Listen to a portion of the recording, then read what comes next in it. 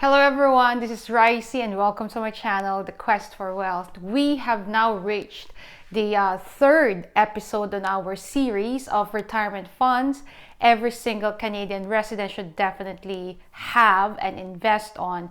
So far we have tackled the following: RRSP, TFSA, OAS, GIS, and CPP, which is the Canada Pension Plan. In a summary, the RRSP is essentially it's tax sheltered, wherein it means that whatever you contribute on RRSP is deducted from your income.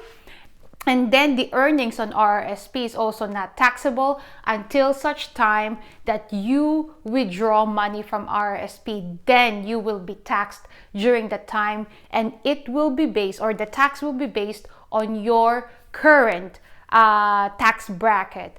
The second one is TFSA. TFSA is another tax sheltered kind of a savings plan. It is a registered savings plan wherein whatever you earn on TFSA account is not taxed, even if you withdraw it today, tomorrow, or whenever you want. But the only disadvantage of TFSA is that the contribution that you allocate on TFSA is not tax deductible.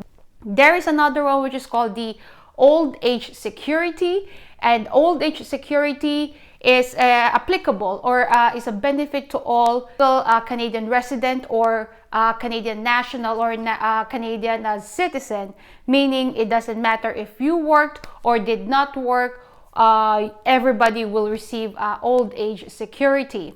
The guaranteed income supplement is a different scenario because only people who are at a low income bracket will benefit from the GIS. And the fifth one is the Canada Pension Plan. The Canada Pension Plan is also a contribution-based kind of plan wherein anybody who have ever worked definitely would have contributed to the Canada Pension Plan, and the contribution is also tax deductible. The sixth one in our list is called the Employer Pension Plan. The Employer Pension Plan is a private kind of plan, meaning the government does not have anything to do with it. Contributions on this pension plan are done mainly by two parties. The first party is the employee and the second party is the employer. Not all employers provide this kind of benefit. Employers provide this benefit to, one, attract talent, second, retain talents, and the third one is to support their employees during the time of retirement. And therefore, when you make a decision on where to apply or where to work, which kind of company to work for, you have to truly understand and evaluate as well if the company that offers you a job provides this kind of benefit, because it matters. So that's one major thing about employer pension plan.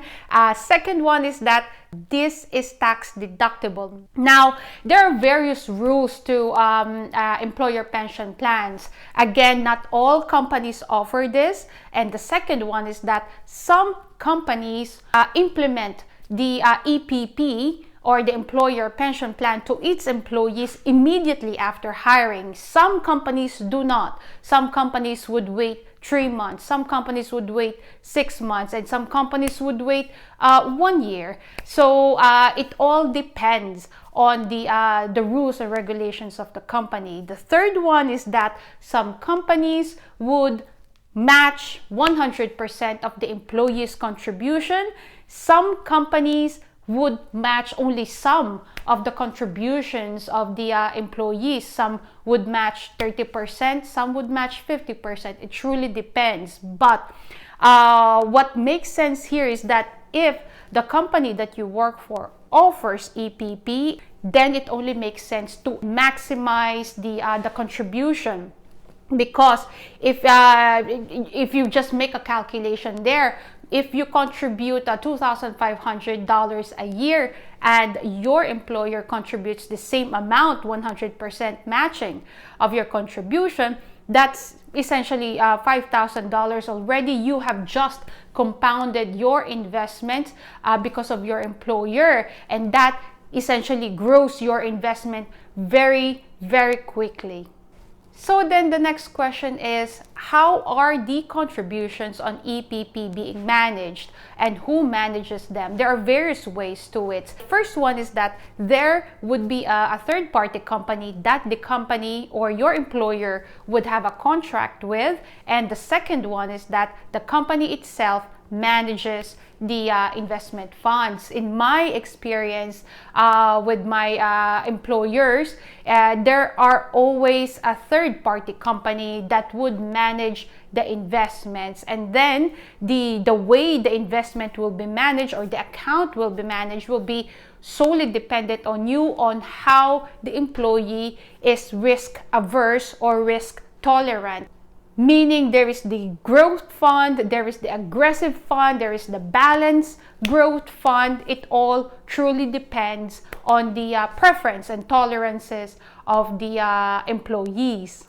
Another benefit of employer pension plan is that the contribution of the employer is not considered as an extra income of the employee. It's as if it was never earned by the employee, and therefore that is not part of your tax. So that further increases your investment funds and your retirement funds. Those are the 6 major retirement funds available to every resident of Canada, and I definitely and absolutely believe that every single one of us should explore all of these different funds. During the beginning of this series, I advised, or we tackled, that there are 2 major kinds of account funds. The first one is the registered savings accounts, and the second one is the non-registered savings accounts.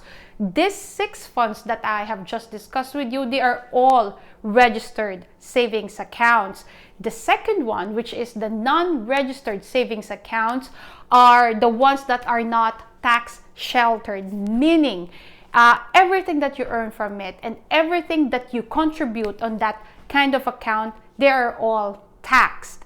And the essence really is that the goal is for us to explore and exploit and maximize all of the funds that are tax sheltered.